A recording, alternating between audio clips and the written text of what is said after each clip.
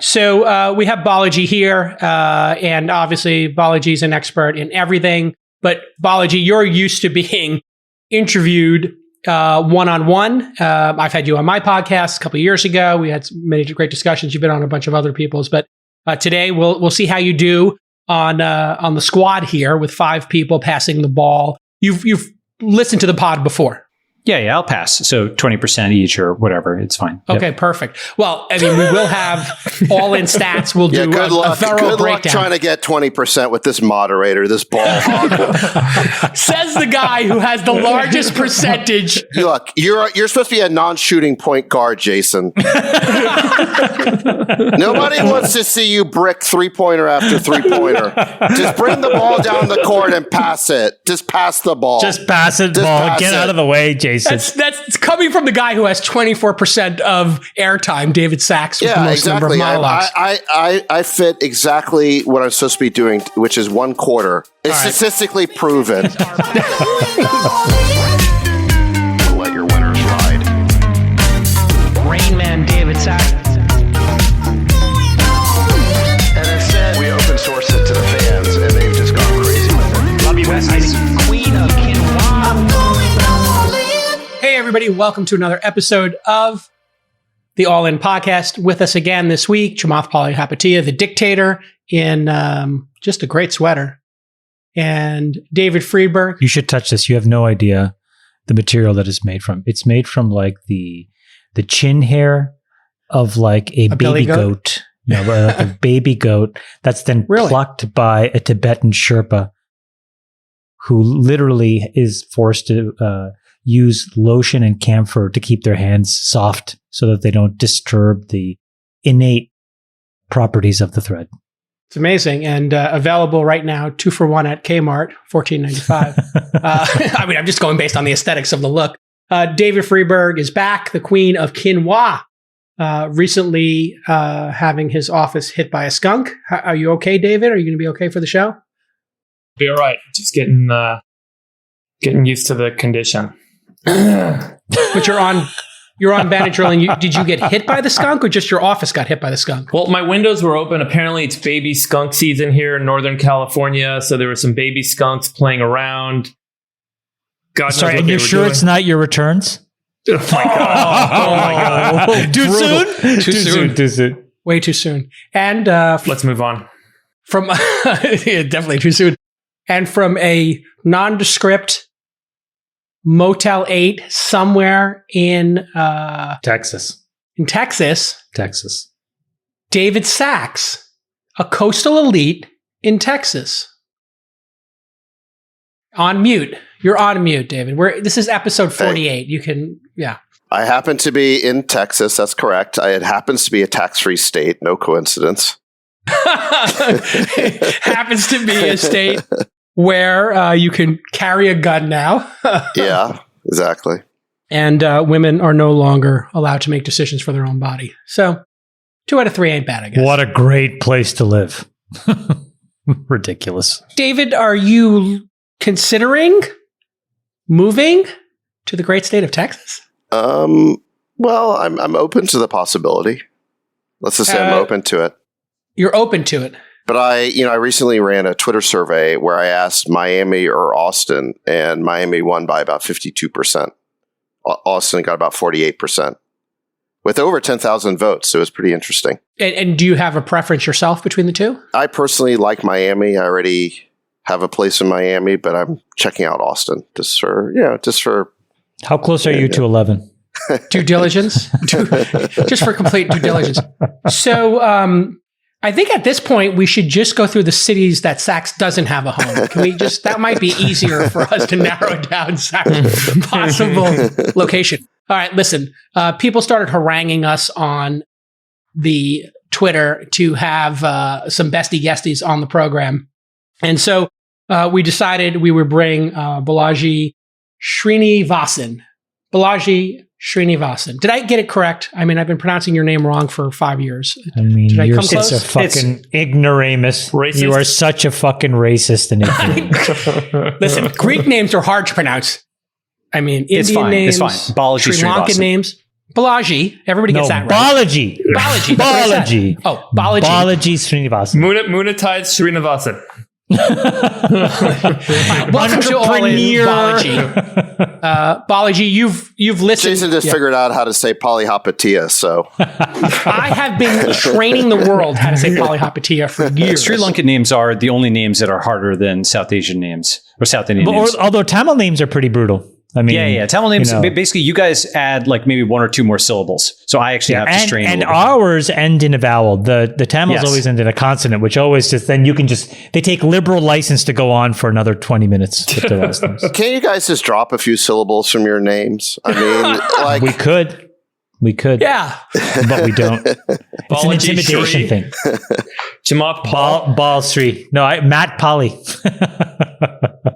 All right. There's a big tech backlash.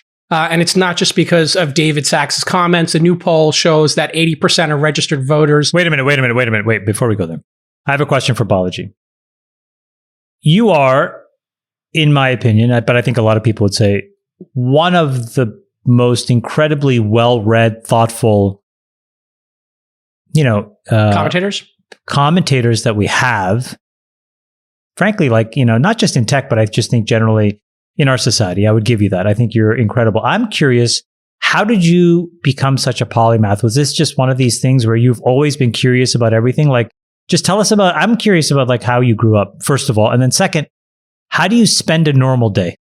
I just want to know those. And then we can just jump in. I'm just curious because I find you extremely well-read and extremely knowledgeable. Well, thank you. I appreciate that. I try to learn from everybody. What do? I think normal people go to the club or they go out and have fun. And I read math books and history books and science books and stuff like that. That's how I have fun. I find that more interesting. Nothing wrong with going out. People do that. I go for walks and stuff. I work out. But so I do a lot of that. Other than that, I just read a lot and I think I remember a moderate amount. And so I cite that. And for people who don't know, it's something really much more complicated than that, but that's it. I think we call that a polymathatia. The only difference, Chamath would be you if he could stop going to the club. And so he lost that last 40%. I will make an observation, which I was actually talking to Sachs about this, which is there's some people who are great at business and learn the tech because that part is necessary to put it together. And there's some people who are fundamentally like scientists or academics and then get into business in order to advance technology. And there's nothing wrong with the first group. And I think that's totally, fine and legitimate, like business people first, and then they get in tech. I'm really part of the second group, I think, where, I'm fundamentally an academic at heart. I spent almost the first 3 decades of my life meditating on mathematics, and just kind of got into tech relatively later in life than many others. All right. And you spent your career building companies. Everybody remembers Earn.com, 21.co. By the way, that's actually doing extremely well at Coinbase. Coinbase Earn is on track for 100 million revenue. Actually, it's much more than that in terms of GMV. It's broken out separately in their, not their S1, but their quarterly filing. So you can go and check me on that. And the other assets that we added after I joined Coinbase are more than 50% of Coinbase's revenue, again, in their filings. And Coinbase custody and all of its assets come from Rosetta, which is something that we did there. And we launched USDC when I was there, and that is whatever, $100 million a day. So they got a lot of value out of that acquisition. And you were the CTO for a while of Coinbase, obviously. What was your take on Coinbase's Lend product? The SEC coming in and saying, hey, pump the brakes. We want a bunch of information. And then Brian Armstrong and Coinbase announced that they're not going to do the Lend product. What's your take on that? So I don't speak for Coinbase anymore. Okay. I'm, in my personal capacity. But I do think that this is sort of the beginning of an era where we're going to be rolling back the alphabet soup that FDR put in place. That is to say, the SEC is not set up to go after millions of crypto holders and developers. They're set up to go after a Goldman and a Morgan, just like the FAA is not set up to go after millions of drone developers. It's set up to go after Boeing and Airbus. And the FDA is not set up to go after millions of biohackers. They're set up to go after, Pfizer and Merck. So the entire 20th century alphabet soup, that regulatory apparatus, is meeting something that it's not really set up for. And it's going to be, the problem is not any one actor like Coinbase or Kraken or what have you. Their problem is that technology has shifted and they've got many more people to deal with. And many of those are individuals who are more risk tolerant than companies. So I don't think they're going to be able to maintain the status quo of 100 years ago, the statutes that they're citing. I think that's going to either get knocked down in court or going to be technologically invalidated. There's going to be sanctuary cities and states for crypto, or there's going to be international entities like what El Salvador is doing in Switzerland. So I don't believe that era is going to maintain, but I think there's going to be a big conflict over it. So we'll see. How do you think it's different this time, though, Balaji, to the crackdown? Because folks said the same thing going into kind of the Napster era when, everything was basically peer-to-peer sharing of media files that were technically copyright. And there was, some regulatory regime that, had oversight over that copyright. But then the DOJ got wrangled in and they went in and they made an example out of arresting a couple hundred kids, I think. And it basically caused everyone to back away entirely from the market. It's similar to kind of what we may be seeing happening in China right now.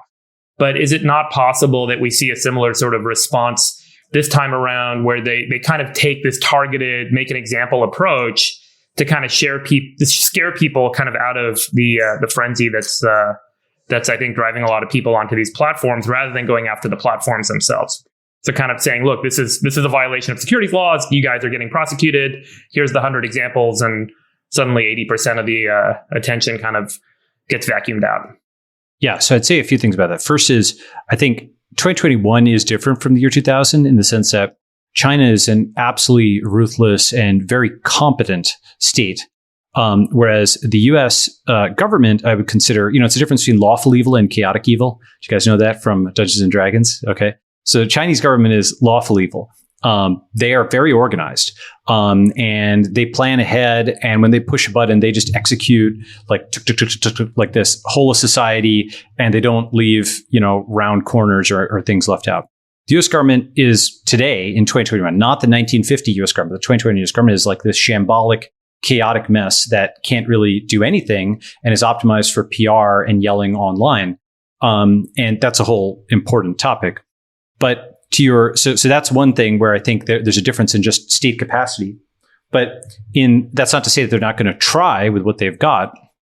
The other thing is that, so to your Napster point, there was thesis and antithesis, but there was synthesis. That's to say, Napster led to Kazaa and LimeWire, and actually the Kazaa guys went and did Skype, so something legit came out of that. But the more important or more on point thing is it led to Spotify and iTunes.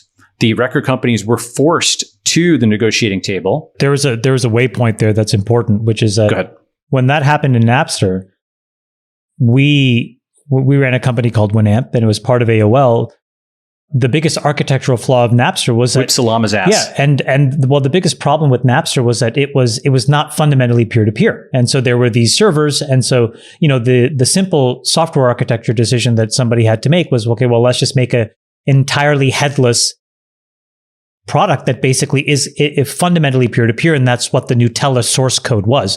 We actually released that on AOL's servers without them knowing. It took them a few hours to figure this out. They called us. We shut the whole thing down. But in those few hours, it was downloaded about 5,000 or 6,000 times, all this open source code that we put out. That was the basis of LimeWire, BearShare, and that is what basically just decapitated the music industry.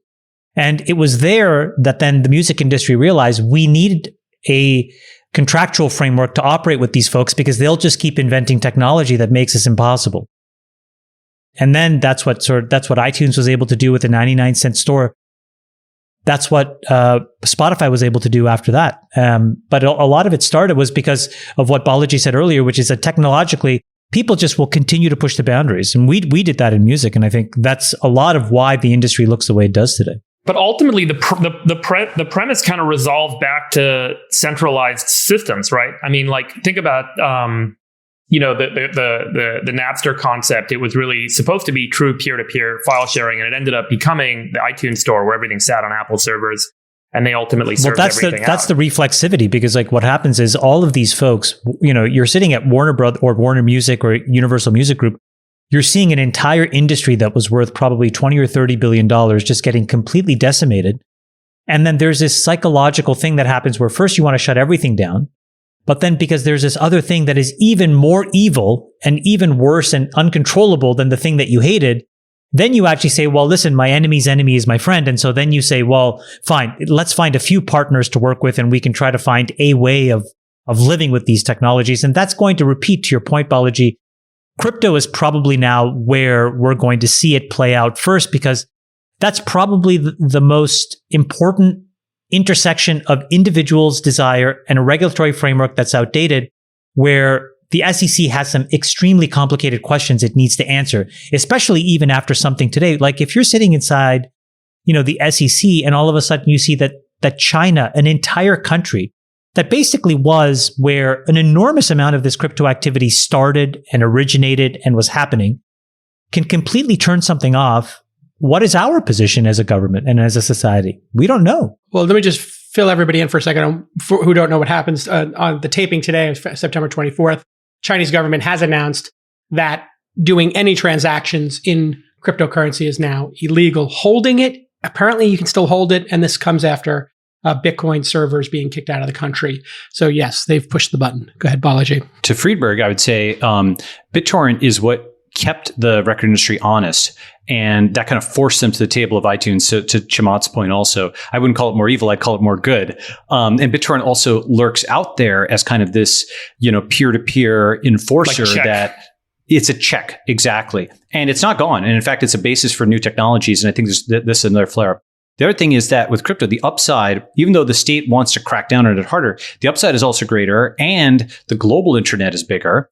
And so I think the rest of world, meaning all the world besides the US and China, is a huge player in what is to come. That's India, but it's also, Brazil. It's every other country that's not the US or China. And so that's a new player on the stage. And then third, to Chamath, to your point about, yes, China banned crypto, can the US do it? Well, what's interesting is people talk about China copying the US. Nowadays, actually, in many ways, especially on a policy front, the US is copying China without admitting it. But it does so poorly.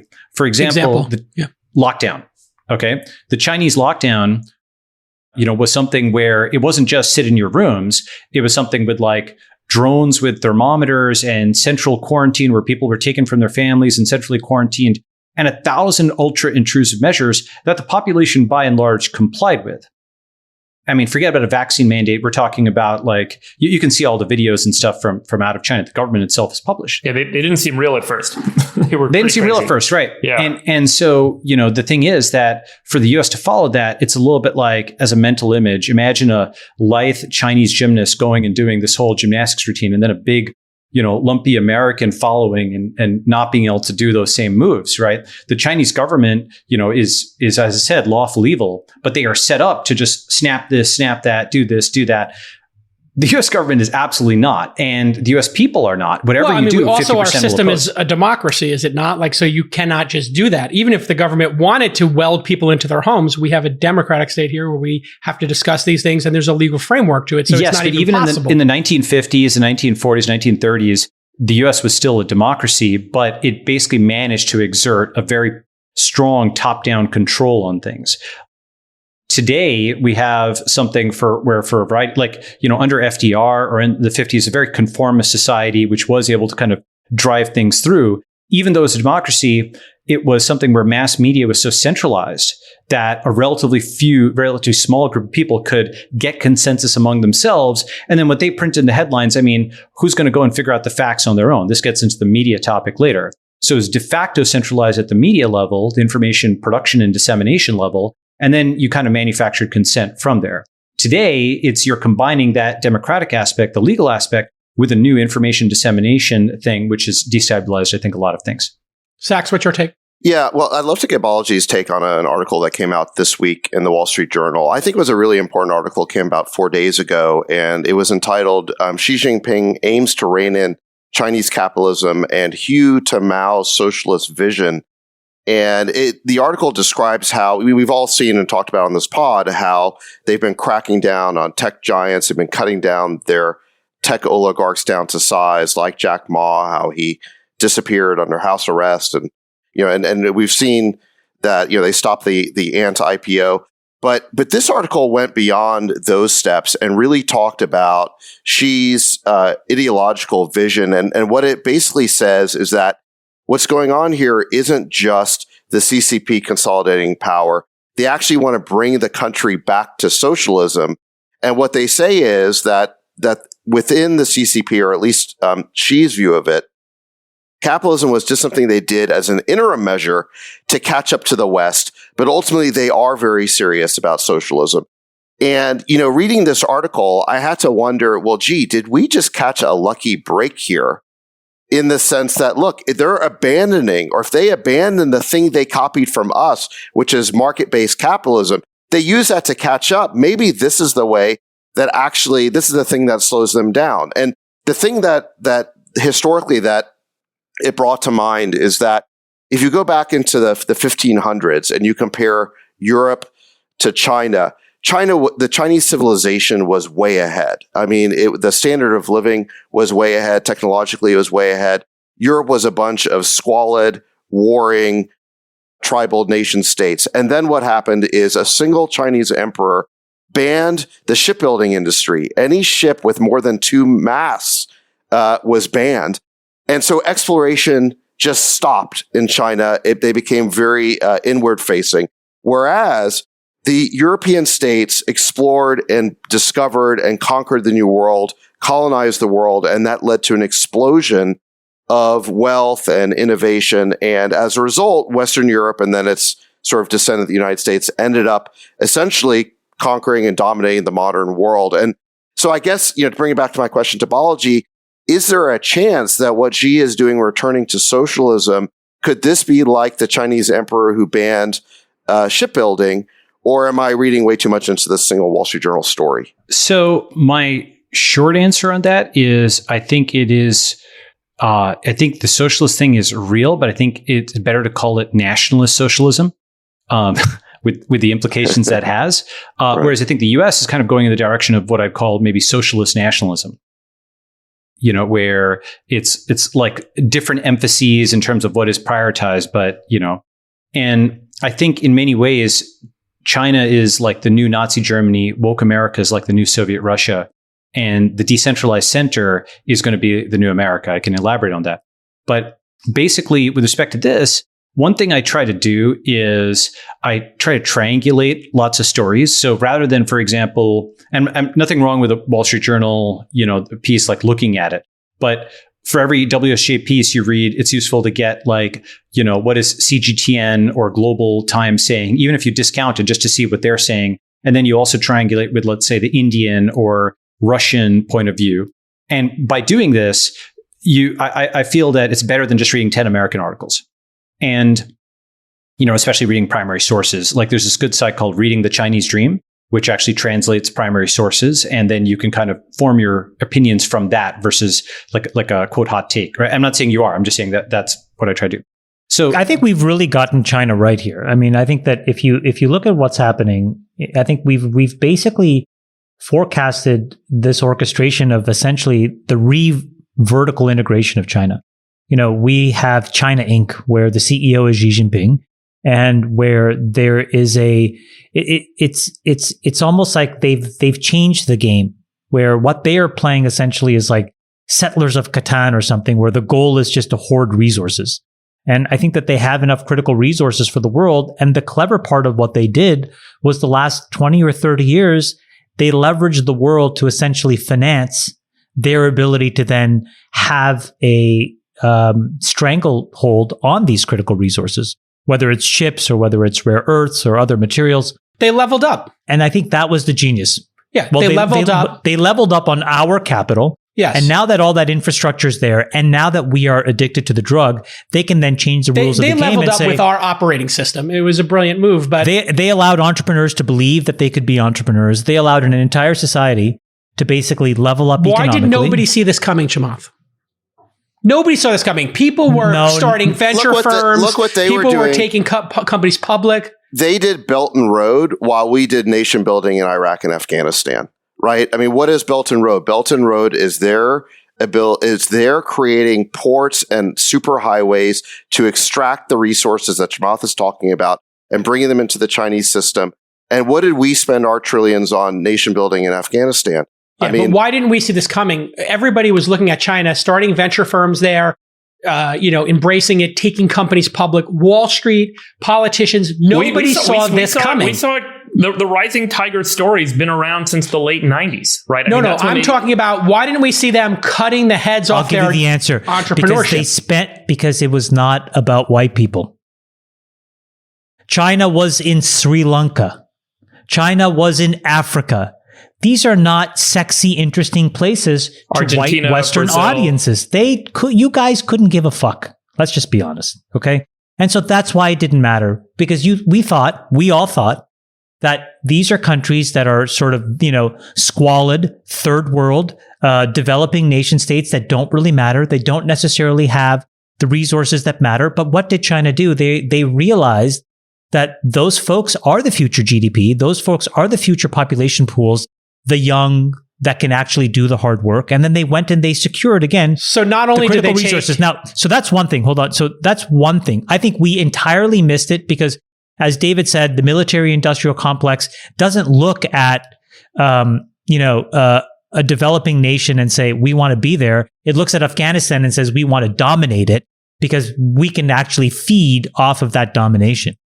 So that's one thing. The second thing is that I think that we misunderstood Xi Jinping's ambition. And I think that that's a reasonable mistake to have made. The first one is an error of just complete stupidity. The second one is something that I think it was legitimate to have missed. And to your point, Chamath, they not only stole the entrepreneurial playbook, but the colonizing other places and giving them debt and giving them resources and building ports in other countries. We all thought it was dumb. Let's all be honest. 10 years ago. We did it. And the UK did previously. I would argue in a lot of cases we benefited. So China set up and bought like the largest pork production company in Australia. And what do you feed those pigs? You feed them soybeans. And where do those soybeans come from? Largest soybean exporting market is the United States. We had a tremendous customer in China as they expanded their consumption pattern through all of this investing they were doing worldwide. We were exporting John Deere farm equipment and Caterpillar construction equipment and soybean products, and there was and our knowledge industry, and there was a tremendous service model. And globalization really created, call it a catch-22 for the United States, where we were watching the rising tiger.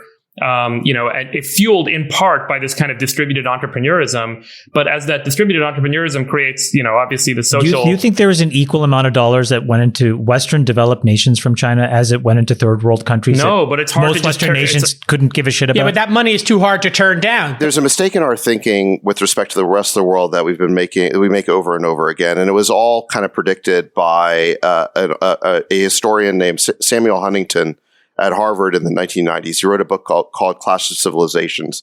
This book was written at the same time that another famous book came out called The End of History and the Last Man. And what the common belief was in the 1990s in the US was that we had reached an end of history where every country would become democratic and capitalist, right? That was the end of history, is democratic capitalism. And we believed that the more we went all over the world spreading our ideals, it would hasten this day where they'd all become democratic capitalists. What Huntington said is no. Cultures and civilizations, these go back thousands of years. These are stubborn things. And what these other cultures really want is not westernization, but modernization.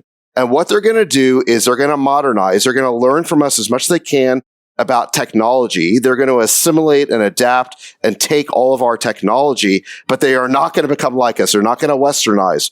And that is basically what's happened over the last 25 years. And so the Chinese have caught up to us, and suddenly we realize, whoa, wait a second.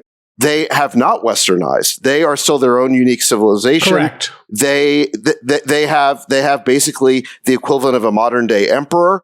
And they have no interest in westernizing. And we're like, what have we done? Because now we've allowed them to catch up from a technological standpoint.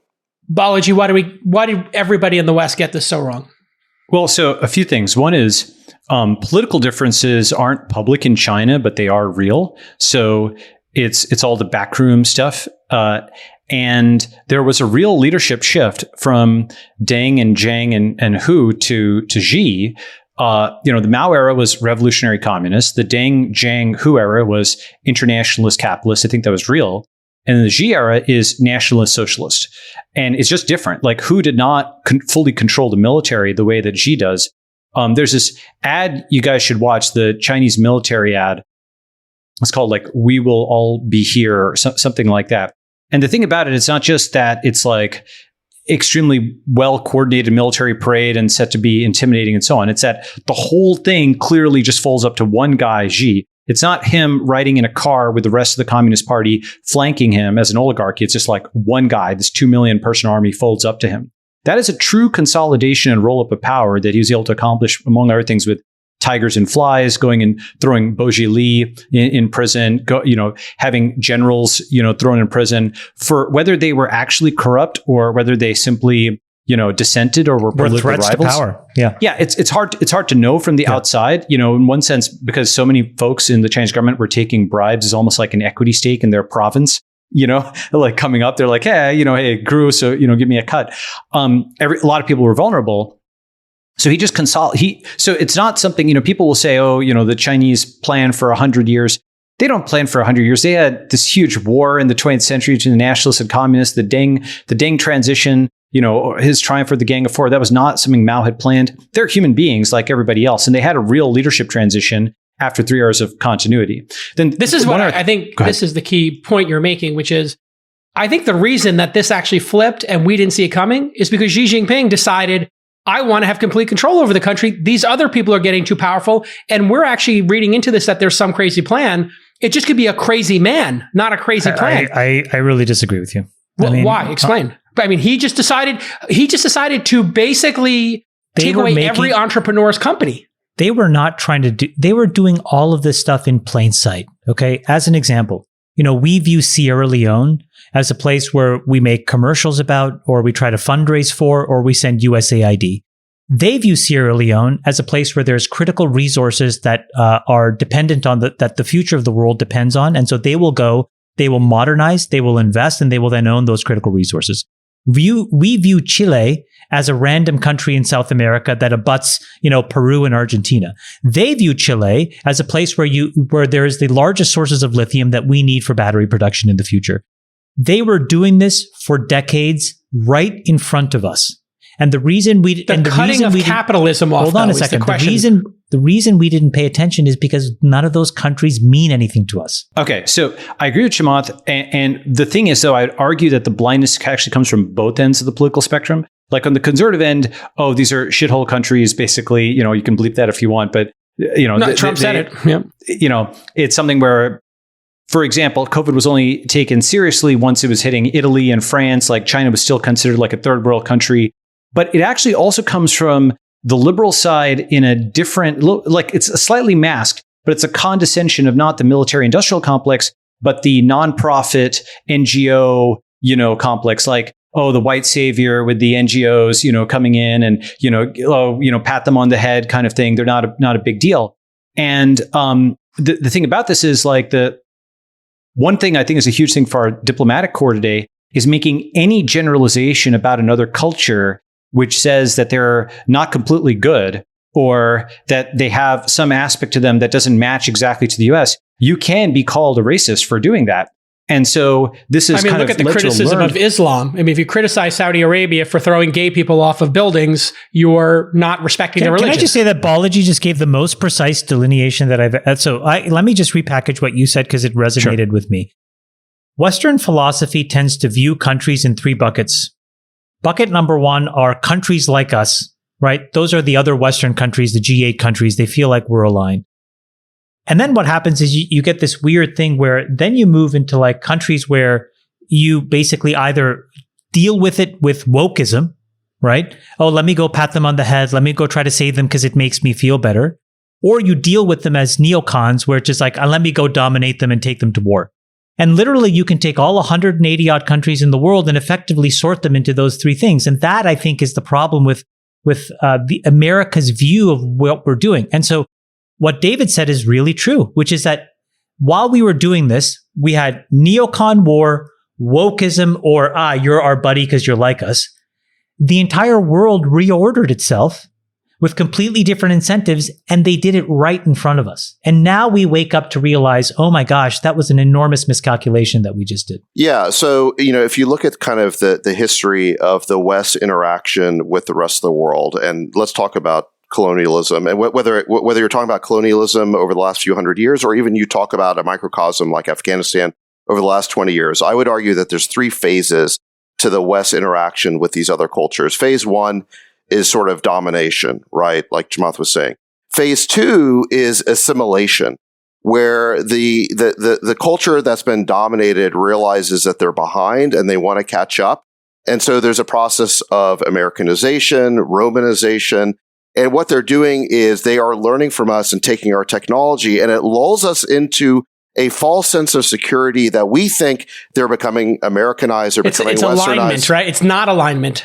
It's just they're trying to catch up. Then the third phase is reassertion, where the dominated country, culture, what have you, reasserts its traditional culture and its traditional views because they've modernized, but without truly becoming Americanized or Westernized.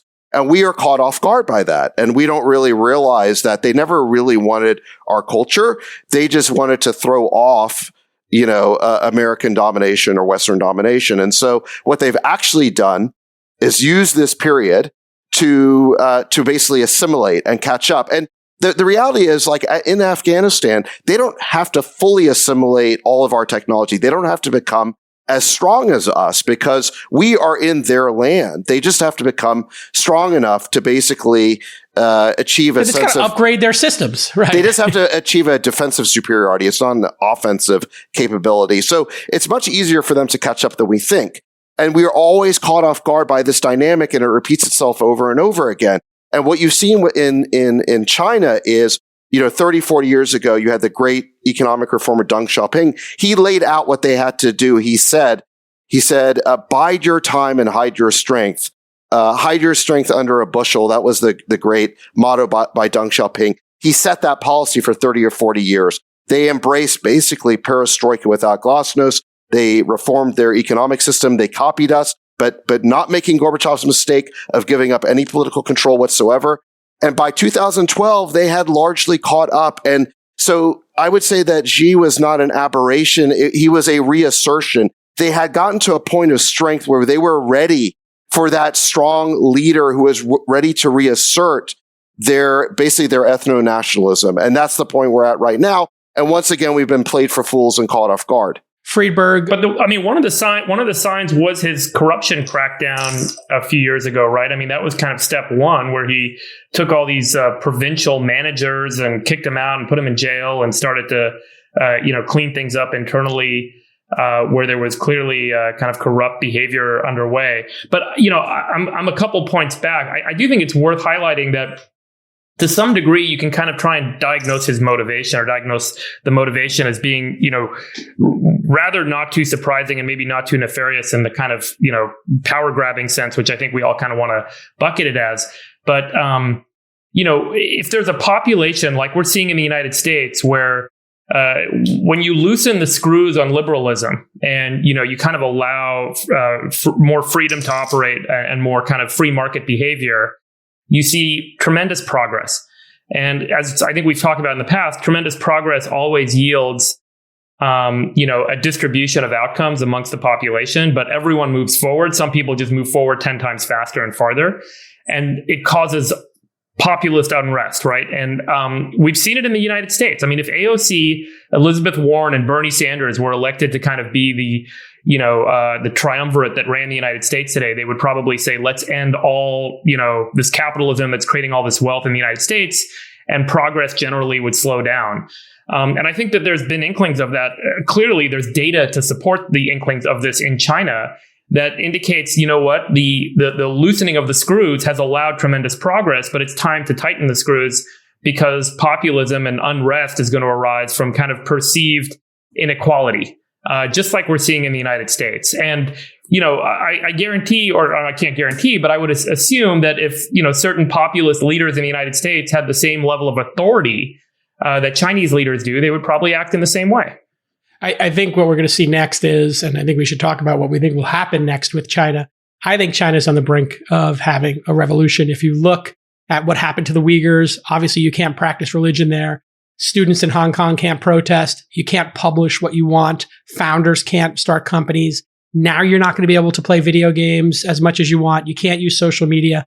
And today, you can't have any control over your finance. If you squeeze people across this many vectors, this hard, this quickly, I think Freeberg's right. It could result in massive. China's not like a uniform people and a uniform culture. Of course, yeah. But I just listed like 7 or 8 things they're doing to. But there are many provinces, many cultures, many differences of experience, by the way. I mean, the rural population in China doesn't experience much of what I think is driving industry and driving this inequality and perceived inequality and the changes that are underway. I don't think that a revolution is generally supported unless you have, enough kind of concentrated swell across the population. I don't know how you could see something like that happening in as diverse a population as China. I support China's limits on social media use by children. I could use that here for my kids. Clearly, Sachs is letting his kids use whatever they want. I mean, we definitely need to have some of those over here. Balaji, what do you think is going to happen? Worst case, best case for China in the next 2 decades? Well, so one thought I wanted to give is basically that in some ways this is inevitable because China and India are 35% of the world. Asia was the center of the world.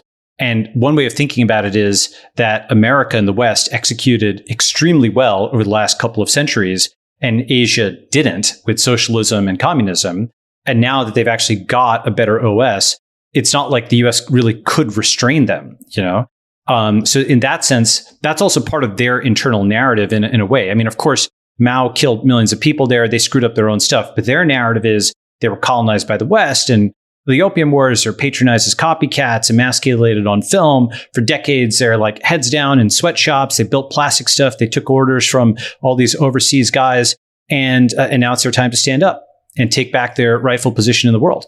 And that's their narrative. And so it's important to not agree with it, but at least understand where it's coming from because they want it more, I think. And so I disagree, Jason, with your view that they're going to have a revolution. I think that's a Western mindset where, Australia, for example, is having these COVID protests. In China, the harder the crackdown, the less more crackdown, like the easier it makes the next crackdown. It's something where it's not going to be an easy revolution, that's for sure. But we saw protests. You saw Tiananmen Square. You saw Hong Kong, and you're going to see Taiwan. Anything since that was 30 years ago. It's still proof positive that if you squeeze people, they will take to the streets. Jason, the quality of life in China has accelerated at such a pace over the past 30 years. The average person in China is so much better off than they were 5 years ago, 10 years ago, 20 years ago, 30 years ago.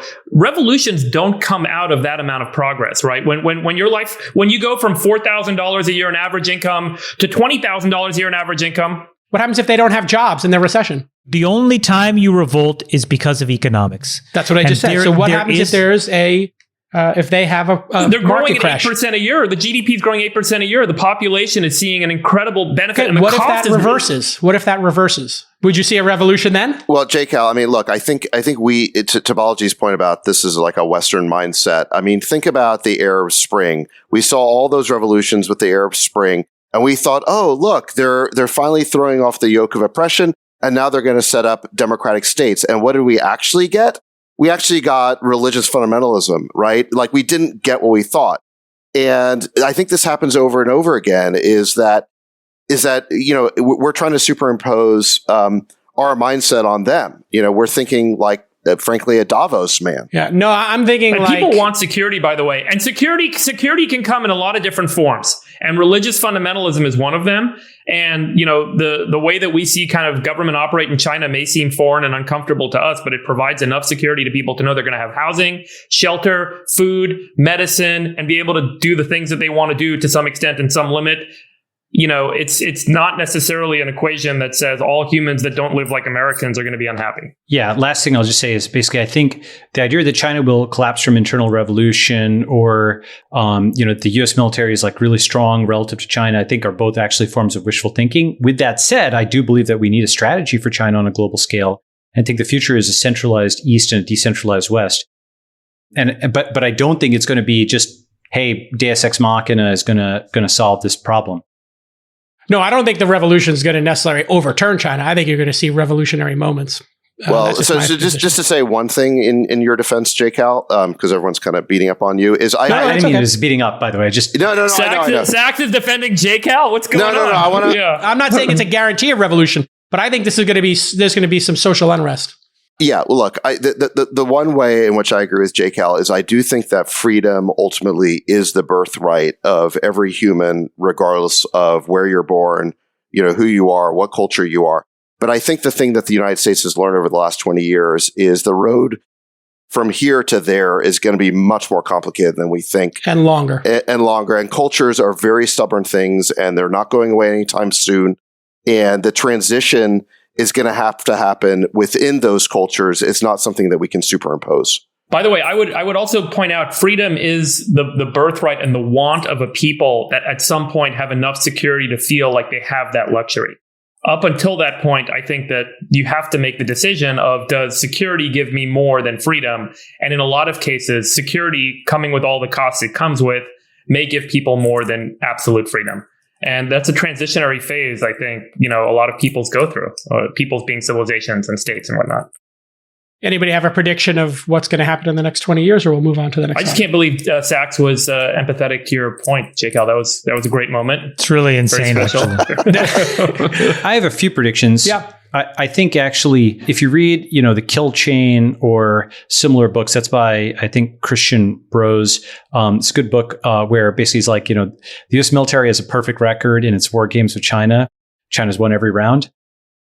And, if you look at just the fact that with COVID, the U.S. military basically suffered a military defeat in the sense that it had this whole biodefense program. It's supposed to protect against biological weapons. That didn't work. Afghanistan, huge defeat, $2 trillion. You have this AUKUS thing where it looks like France is now pulling off and, from NATO, or the EU is doing their own thing. I think that China is, and then China's really already predominant in many ways in Asia. And the U.S. just doesn't care about the area as much. I mean, who wants to start another gigantic war over this? Certainly, I don't think the people of America do. After 20 years of forever war, and China really cares about Taiwan. They really care about their backyard. So whether that's a war or whether that's a referendum on Taiwan or whether it's some unpredictable event like COVID, I don't know. But I do think that China does have some Monroe Doctrine-like thing that it gets to within Asia. Where basically it says, just like the US said, hey, we're running this hemisphere. They're saying, hey, we're running this sector of things. Whether that's a military conflict where the US decides to just withdraw, I don't know. And then I think what has to happen is we have to figure out what the decentralized West looks like. An asymmetric response to China, because it's going to basically be the number one centralized state in the world. You're not going to be able to combat it head on militarily. It's just, it's got like 10x growth in front of it. And it's already a monster. Unless there's some assassination or revolution or something crazy like that, that's hard to predict.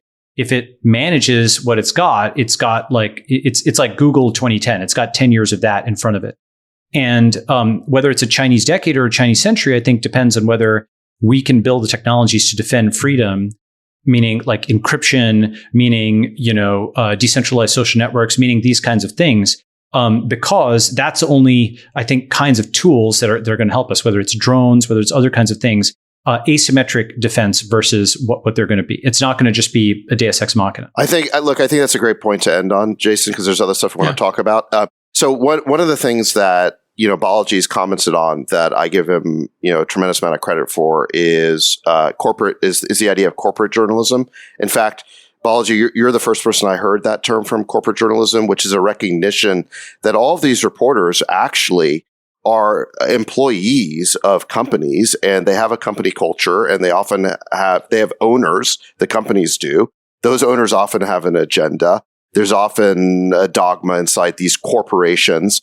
And it really got me to see journalism in a new light, because these journalists portray themselves as the high priests of the truth, who are there to speak truth to power. And actually, they're really just kind of the lowest paid functionaries on the corporate totem pole. And in contradistinction to what you've called citizen journalists, who are people who are writing what they see as the truth in blogs or formats like this, where they are not getting paid for it. We're doing it because we want to put forward what we know to be the truth. And actually, I'd love to hear you speak to that, because I think this is like one of the most powerful ideas that I've heard you put forward. Sure. So much I can say about this. The first thing I would do is I'd recommend a book that recently came out by Ashley Rinsberg called The Gray Lady Winked. And the reason it's very important, and I'd put it up there, frankly, with the top 5 books I'd recommend. I know I've recommended other books. Top 5 books I'd recommend, Gray Lady Winked. It goes back through the archives. The New York Times calls themselves the paper of record. They call themselves, the first draft of history. They've literally run billboards calling themselves the truth. But it's just owned by some random family in New York. And, this guy, Arthur Sulzberger, who inherited it from his father's father's father. And so you have this random rich white guy in New York who literally tries to determine what is true for the entire world. His employees write something down, and we're supposed to believe that this is true. And I simply just don't believe that model is operative anymore, because I think truth is mathematical truth. It's cryptographic truth. It's truth that one can check for oneself rather than, argument from authority. It's argument from cryptography. And, one of the things with Bitcoin, with cryptocurrencies, is given decentralized ways of checking on that. Now, to the point about corporate media, they're literally corporations. These are publicly traded companies with financial statements and quarterly, reports and goals and revenue targets. And so once you kind of are on the inside of one of these operations, you realize that hit piece or what have you is being graded in a spreadsheet for how many likes and RTs it gets on Twitter. And if it gets more, they're going to do more pieces like that, flood the zone with that. And if it doesn't, then they're going to do less. And they're all conscious of this. For example, Nicholas Kristof wrote an article. I think it's the articles no one reads, or articles someone will read, where he noticed that his Trump columns get something like 5x more views than his other columns. It's like this huge ratio. And so at least some folks there are privy to their page views. So, and of course, they're looking at their Twitter likes and RTs, even if those are not directly page views. They're certainly correlated with the page views on the article. So all these folks are literally employees of for-profit corporations that are trying to maximize their profits. But we believe them when they market themselves as the truth, like the NYT, or as democracy itself, like the Washington Post, or fair and balanced, like Fox. These people equate themselves with truth, democracy, and fairness. They weren't exactly around at the founding. Okay, they weren't part of the Constitution in 1776. The post offices, but these media corporations were started later on and have kind of glommed themselves on and declared themselves like part of the establishment, and they are not. And the last point, and I'll just give you guys the floor at this, but we didn't go and say, oh, BlackBerry do better, Blockbuster do better, Barnes and Noble do better.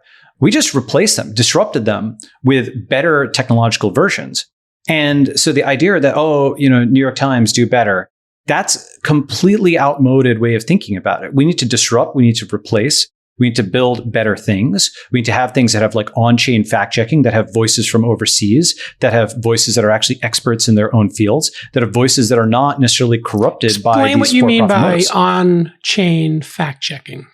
Give an example. Okay, so this is a very deep area, but fundamentally, the breakthrough of Bitcoin was that an Israeli and a Palestinian, or a Democrat and a Republican, or a Japanese person and a Chinese person all agree on who has what Bitcoin on the Bitcoin blockchain.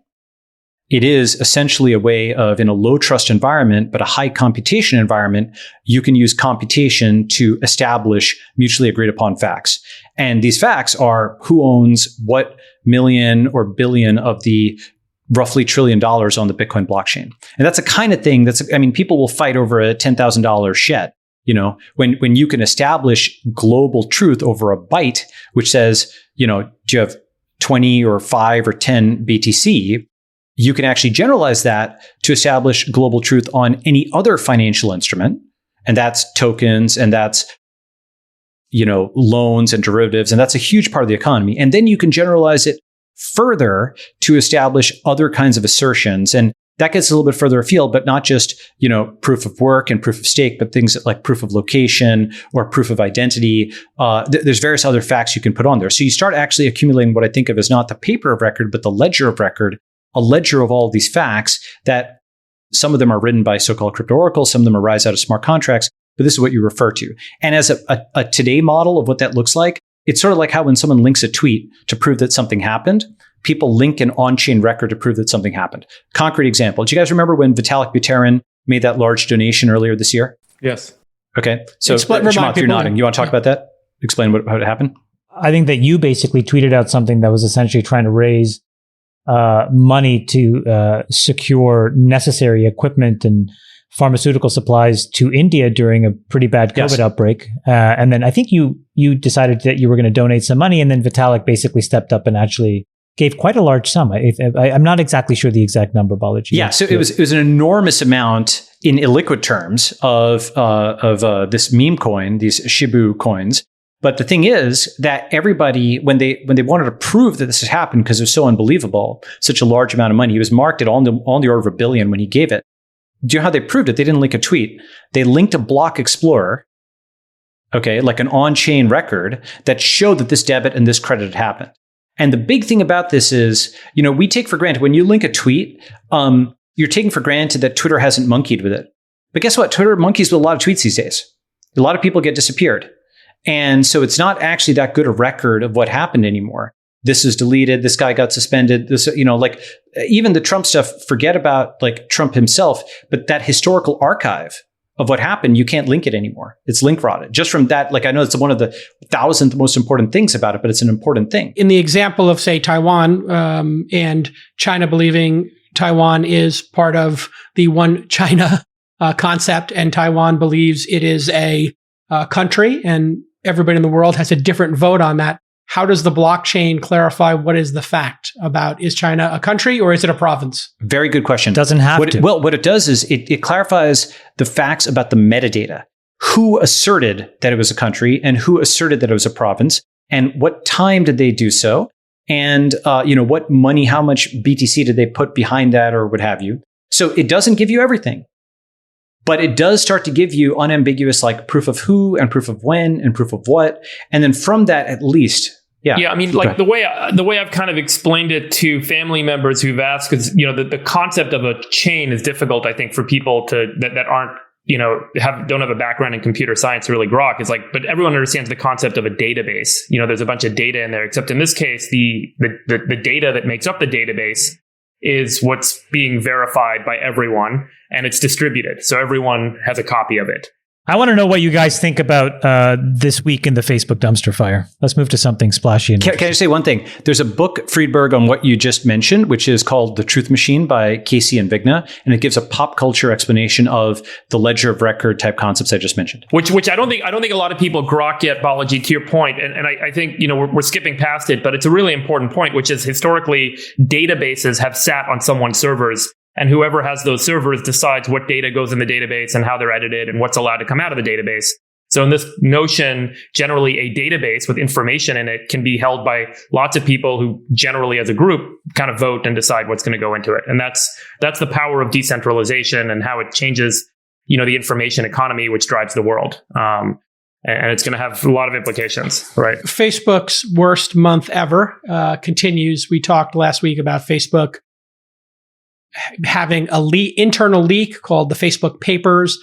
This is a continuous leak to not only the Wall Street Journal, but apparently members of Congress are also getting it. And the leaker... And the SEC. And the SEC. And the leaker apparently works in the safety group, according to a congressperson who has been getting it. And they are going to uncloak themselves, and that they were leaking this out of frustration, that there is human trafficking, democracy issues, and obviously self-harm in girls using Instagram and, this research. But that's not all. Facebook is admitting for the first time this week that Apple's privacy updates are hurting their ad business. And I think the story you're referring to is that two groups of Facebook shareholders are claiming that the company paid billions of extra dollars to the FTC to spare Mark Zuckerberg and Sheryl Sandberg from depositions and personal liability in the Cambridge Analytica saga.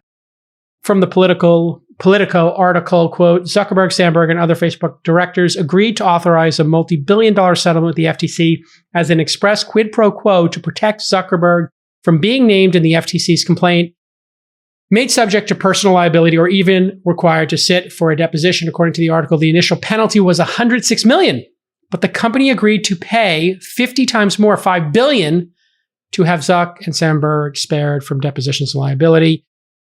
Here is the money quote. The board has never provided, this is from the group of shareholders suing, the board has never provided a serious check on Zuckerberg's unfettered authority. Instead, it has enabled him, defended him, and paid billions of dollars from Facebook's corporate coffers to make his problems go away. Chamath? I have one prediction.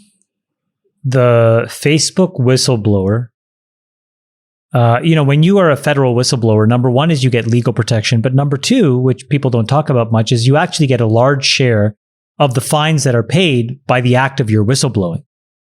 There was a couple of SEC claims that I think were settled last year where the whistleblower got paid, I think like $115 million or something, and just an enormous amount of money. And the SEC has done a fabulous job in, using whistleblowers as a mechanism of getting after folks. And I think the SEC said they've collected almost $1 billion since this whistleblower program started that they've paid out or something, just an enormous amount. And I had this interesting observation, which is this person leaked a bunch of stuff or whistleblew to the Senate, to Congress, to the SEC. There probably will be an enormous fine. This person may actually make billions of dollars, which will then make every other employee at Facebook really angry about why they didn't leak it first, because I guess all this stuff was sitting around, and apparently now they've shut it down, right? So that entire data repository around this whole topic is no longer freely available for employees to peruse. So, what, under a key tam thing? Well, I think it was more like I guess like all of this data was sitting inside of some Facebook internal server. Right? No, I mean, this leaker makes money under like key tam. So the SEC will pay for information that results in a fine, and so they just recently announced that they paid out $114 million whistleblower payment. That was the highest ever. And that this whistleblower's extraordinary actions and high quality information proved crucial to successful enforcement actions. I don't think they announce all of these whistleblower payouts. They just pay them, so they're not all public. That's my one observation. Is I actually think this whistleblower may make billions of dollars, so more than any of us made at Facebook, which I think is hilarious. But the second thing, which is more important, is that there was an article in the Wall Street Journal about how sentiment amongst Americans have now really meaningfully changed. And Jason, I don't know if you have those stats, but this is a plurality of Democrats and Republicans where it's like 80% of anybody now basically says the government needs to check big tech. The Wall Street Journal published an article yesterday highlighting a new poll conducted for the Future of Tech Commission. It found that 80% of registered voters, 83% Dems, 78% Repubs, agreed that the federal government, quote, needs to do everything it can to curb influence of big tech companies that have grown too powerful and now use our data to reach far into our lives. Findings are based on a survey of 2,000 or so registered voters. I think it's a really, really tough road that these guys will have to navigate these next few years. Can I offer some contrary views here? Yeah, please.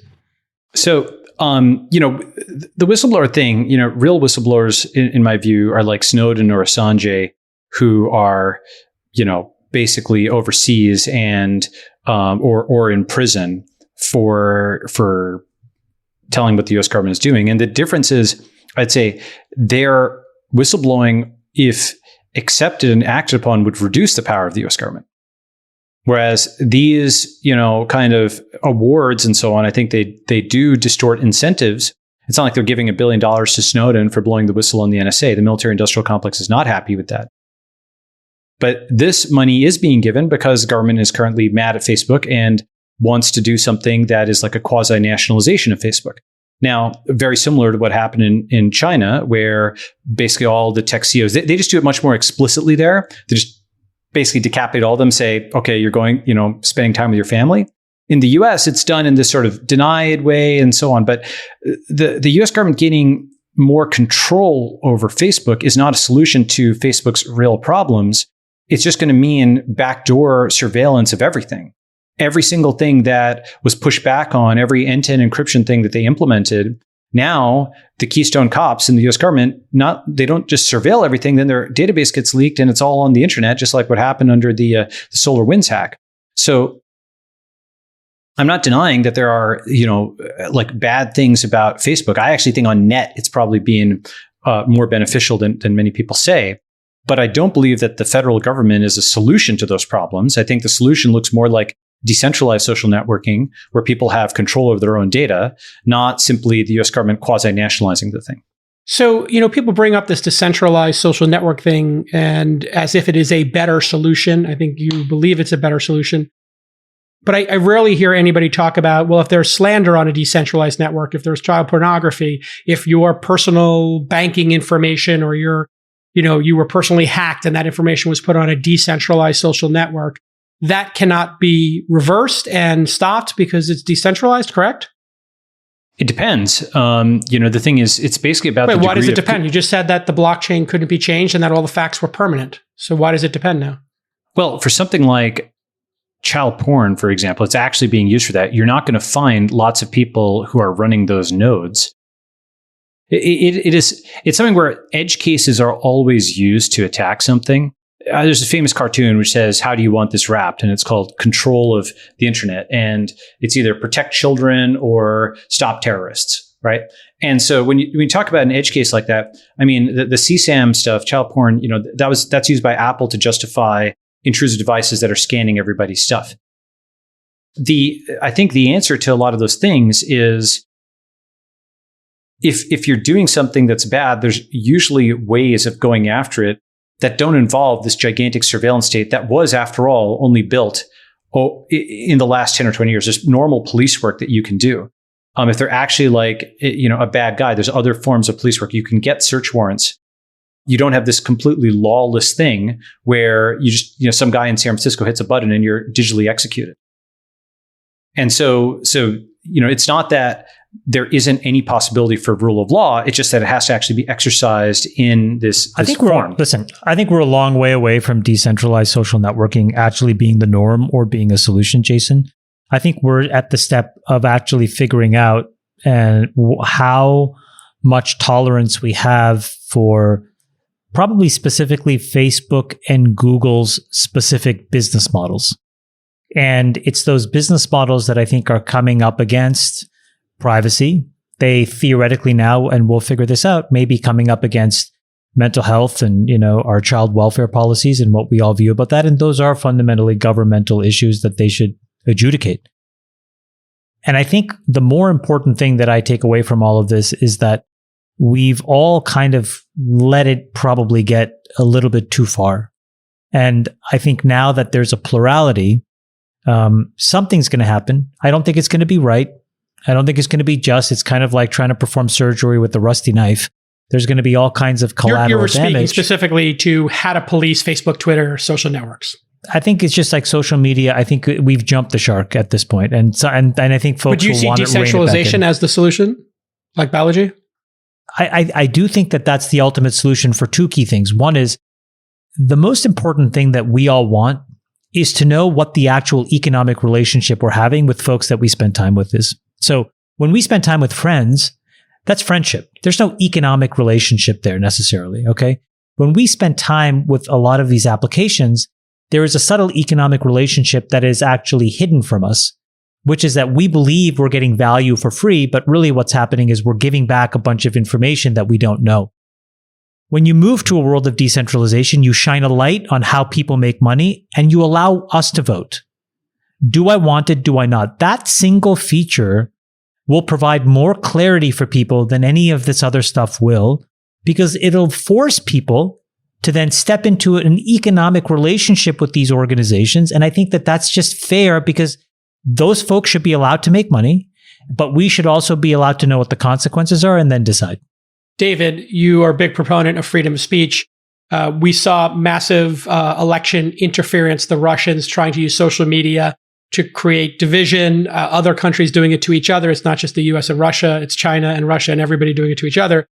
Do you believe that something like election interference and those bots would be solved, or it would get worse because of decentralization? Are you a fan of decentralization, or would you rather have a centralized Facebook, Twitter, and somebody responsible like Zuckerberg or Jack to mitigate this for democracies around the world? Well, the problem that we have is we do have a problem of social networks spreading lies and misinformation. However, the people who are in charge of censoring those social networks keep getting it wrong. So they allow disinformation to be spread by official channels, whether it's whether it's corporate journalists. Are you going to say Doctor? Are you going to say Dr. Fauci? No, there's so many official channels that get things wrong. Yeah. We talked last week about the Rolling Stone ivermectin hoax. There's been absolutely no censorship of that manifestly wrong story. There's no labeling of it. But then a subjective opinion, like what Dave Portnoy posted about AOC attending the Met Gala, which can't be factually wrong because it's just him, an opinion, that gets fact-checked and labeled. It's bizarre. So the situation we have today is we're not preventing misinformation. We're just enforcing the cultural and political biases of the people who have the power. And that is always a problem with censorship. And this is why I agree with Justice Brandeis when he said the sunlight's the best disinfectant. The answer to bad speech is more speech. We need to have more free and open marketplaces of ideas. And that ultimately is how you prevent disinformation. So decentralized Twitter, decentralized social networks, do you think that is too much sunlight and too unruly? The fact that things could be spread on there and not stopped? I'd like to see what those things look like when we actually have them. I agree with Chamath that we're still some ways off from that. Are we? I mean... But can I say a few things on that? Yeah, go ahead. Because I think we have these out there. Isn't Mastodon out there and other services out there, and they're contending with these very issues? So by the way, it's happening. This philosophy was not. Sorry, Balaji. I just say one thing before you go. But like this general philosophy is not novel. The internet and the what are being called the tech platforms were meant to be the response to the undue influence that kind of Americans thought existed already in the media when they emerged in the late 90s. And you can go back hundreds of years. Like the state was meant to be the response to the church, and the media was meant to be the response to the state and propaganda, and then the tech companies were meant to be the response to media.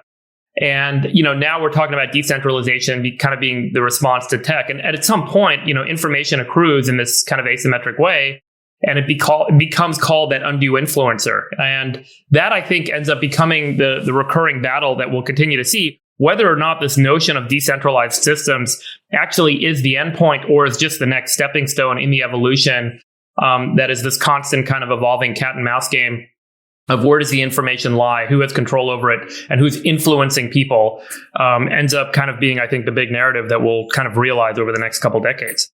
But I don't know, Balaji, if it becomes the endpoint, right? I mean, this feels to me part of a longer form narrative. Yeah, so I think like lots of things look cyclic if you look at them on like this. If you look from the z-axis, it's more like a helix where you do make progress, even if it seems you're going in a loop. And so I think it's centralized, then you decentralize, then you re-centralize. It's like the concept of unbundling and bundling. You unbundle the CD into individual MP3s, you rebundle into playlists, right?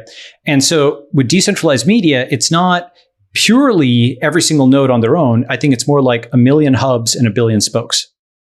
And Jason, to your point, basically most of those hubs are not going to allow things that 99.99% of people think are bad, like CSAM, As for the other things like, slander, hack documents you mentioned, the thing is current central arbiters will falsely accuse people of these things or enforce them in political ways.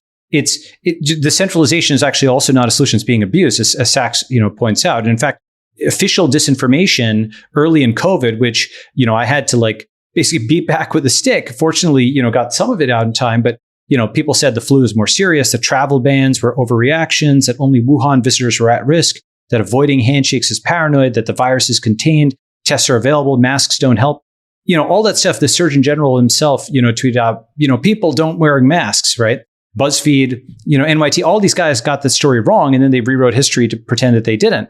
So that to me is a much greater danger when you have a single source of truth that's false. So we're picking the least bad solution.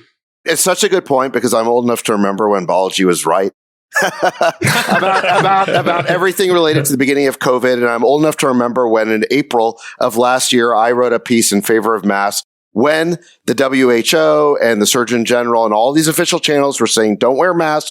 So the problem is with official censorship is that they keep getting it wrong. They keep getting it wrong. And I want to hold on. I want to bring up one more quick point. Okay, Jason, you mentioned foreign interference on Facebook. I would really encourage anybody who's concerned about that issue to look up. You can go look. You just Google the actual ads that were run by agents of the FSB on Facebook during the 2016 election. You can actually see the ads they ran.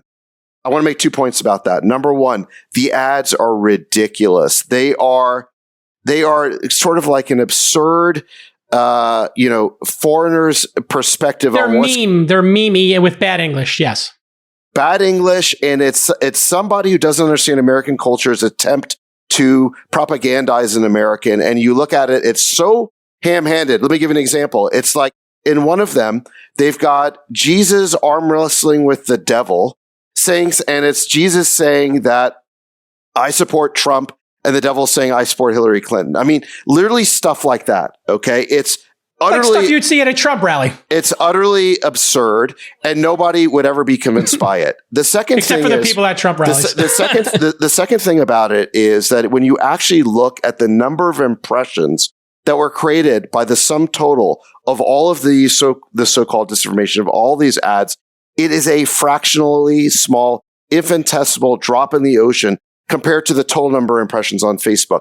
And so I'm not disputing the fact that somebody in the basement somewhere in Moscow, perhaps, was running some it was proven it was like hundreds of people. Was running some sort of disinformation operation that was running ads on Facebook. What I am saying is that when you actually look at the effect and quantitatively and qualitatively, you realize that whole story was massively blown out of proportion in order to create an hysteria that then justifies censorship, then justifies the empowerment by centralized authorities to be able to regulate these social networks, with the effect that the people in power end up censoring in ways that do not support the truth, but actually just reinforce their own power.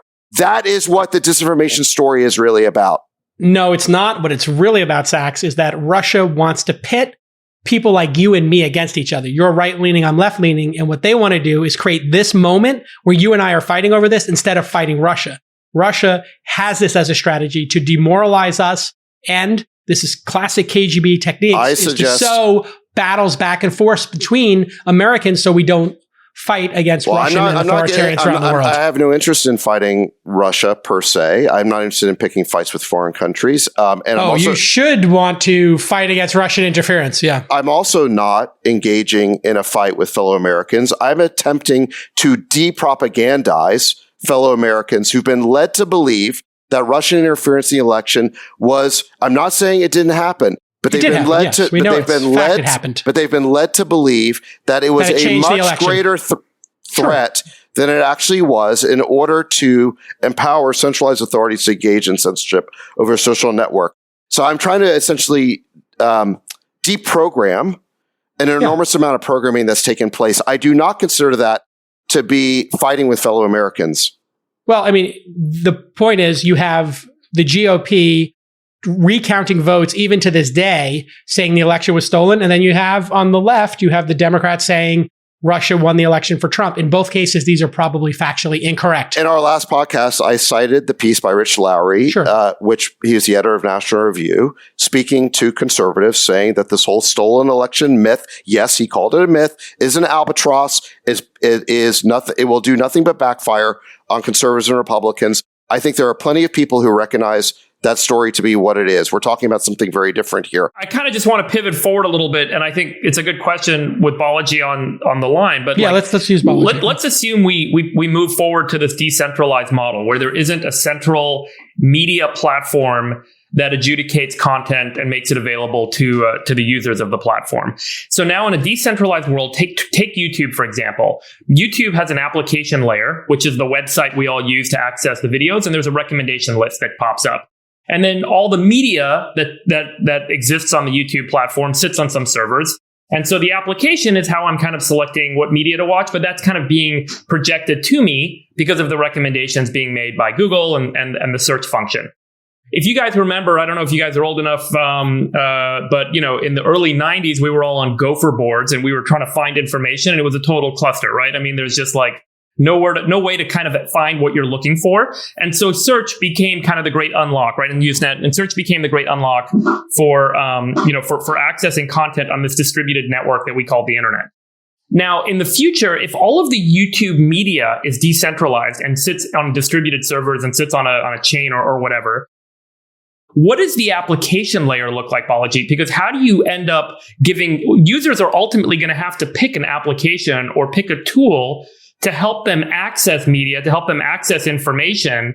And there has to be, to some degree, a search function or an algorithmic function that creates the list of what content to read, or are they simply subscribing to nodes on the network? And that's kind of the future of decentralization, where there's no longer a search or recommendation function, but there is simply a subscription function. And I think that to me is kind of the big philosophical question, because from a user experience perspective, people want things easy and simple. They want to have things recommended to them. They want to have a list of things, and they click down the list and they're done. I'm not sure most people, as we saw in Web 2.0, when there were all these make your own website stuff and you had RSS feeds, and that all died because it was complicated and it was difficult and it wasn't great content for most people. They preferred having stuff presented to them. So do we just end up with like 10, 20, 30 subscription applications that create different algorithms and different kind of access points for the content? Or are people just living in a subscription universe in a decentralized world when it comes to media? It's a great question. So I think first, we have some vision of what that world looks like already. Because if you think about block explorers and exchanges and wallets and much of the rest of the crypto ecosystem, they are all clients to the Bitcoin and Ethereum and other blockchains, right? So, I wrote this post called "Yes, You May Need a Blockchain," where, people have said, oh, blockchains are just slow databases. And that's like saying the early iPhone camera is just a poor camera. Yes, it was worse on one dimension, image quality, but it was far better on other dimensions, namely the fact that it was ubiquitous. It was always with you. It was free. It was bundled. It was programmable. It was connected to a network and so on. And so blockchains, yes, they have lower transaction throughput, but they are 1,000x or more on another dimension, which is the number of simultaneous root users. That is to say, a blockchain is a massively multiplayer database where every user is a root user. That is meaning everybody can read the rows in the Bitcoin blockchain. And anybody who has some Bitcoin can write a row that's a debit or a credit to someone else. Anybody with compute can mine blocks. Okay, so it's open and permissionless. Similarly, for a decentralized social network, it would operate in a similar way. Whereas, let's say something like Twitter or PayPal, the root password is not public. Nobody can access it. And so what this leads to kind of continue your point, is basically, I think there's basically been three eras of the internet. The first was P2P, which was, peer-to-peer, right? And so individual nodes are point-to-point communicating, and that's FTP, and it was Telnet before SSH. MPIP address, yeah. Yeah, exactly, right? And so the great thing about this is it was open source, it was peer-to-peer, it was fully programmable, you could see everything, right? Then, because of search, because of social, because of the rise of the second era MVC, model view controller, essentially, many protocols like social networking or search are not efficient if every node is pinging every other node. You can't ping every other node with the index of the web. You can't ping every other node with Facebook's entire social graph when you go and message somebody. You want a central hub with their photos and stuff, so you can just send a few packets back and forth, right? And this led to the last 15 years, these gigantic hubs, the last 20 years, these giant hubs, search and social and messaging, two-sided marketplaces, hub and spoke architecture. And these hubs have global state and they're highly monetizable. You can make billions of dollars off them, as many of our friends have, right? Because, by the way, the early peer-to-peer versions failed, right? Kazaa, Juiced, the alternatives didn't really work out. But right, anyway, the hub and spoke. Yeah, exactly, right? So, BitTorrent did exist during this time. It's not like it was zero, but generally speaking, this was the era of hub and spoke MVC dominance. And now we're into a third architecture, which I call CBC, client, blockchain, client. And so desktop clients have a blockchain that they communicate with. For example, I have a wallet, you have a wallet on your client, and then the Bitcoin blockchain intermediates us. I debit and credit you. Okay.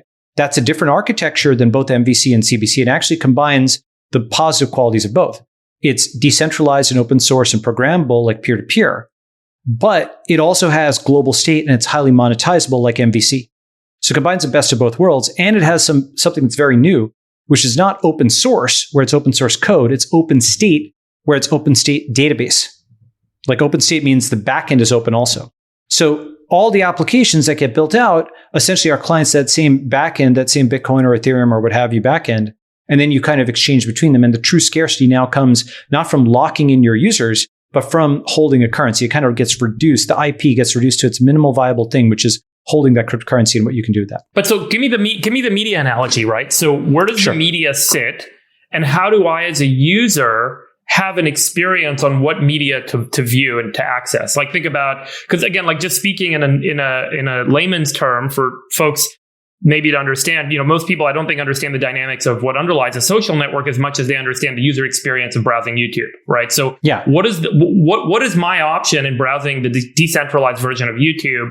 What does that experience end up looking like in this decentralized world, right? Who ultimately adjudicates the algorithm that defines what my recommended videos are that I'm going to be accessing from these kind of different nodes? Well, I think the idea is you can bring your own. You can pick one. There'll be a library of them. Well, that's my point. Is like the picking function is what didn't work in Web 1.0 or Web 0.9, right? Like, so we'll take a look at. So first of all, that state could potentially. So today, blockchains are not very scalable. But tomorrow, they're improving very rapidly. If you're following Matic, if you're following Polygon, and if you're looking at what Solana is doing, like you can do a lot more on chain in 2021 than you could in 2020. It's kind of like bandwidth; it just improves every year. So more applications will become feasible, like search indexes. Moreover, blockchains actually. So just to your specific point about search indexing. Blockchains actually radically simplify search indexing to such a point that they're a dark horse competitor to Google. And what I mean by that is Google indexed the open web because the open web is open. And then social networks were like a dark web, to them, where that's why they were so mad. Google was so mad it couldn't acquire Facebook, right? Because it couldn't index it. It couldn't index Twitter. It had to do deals with them. That was all on their, on their server. So the social web was even harder to index than the open web. But blockchains and block explorers, which are like search engines on top of them, blockchains are easier to index than either the open web or the social web. And the reason is many of the problems associated with indexing just go away. For example, just one small problem, as you're probably aware, when you're indexing the open web, let's say you've got 1 million websites you're crawling. Each one of them, you only have a certain bandwidth amount total. So you have to figure out, okay, do I recrawl this site or this one? Which one is going to freshen? Okay, does this update every day or not? So you have to run all these statistical estimators just to figure out when to crawl a site. All that goes away, for example, in the context of a blockchain where you just subscribe and you get a block of transactions. Everybody's got the real-time index, and there's no advantage being Google and having to serve from. Freeberg, we got to wrap. Yeah. For Bestie Chamath, David Sachs, Friedberg, and our bestie Balaji. Thanks for coming on the pod, and we will see you all next time on the All In Podcast. Bye-bye. Rain Man David Sachs. And instead, we open source it to the fans, and they've just gone crazy with it. Love you, Bestie. Queen of Quinoa.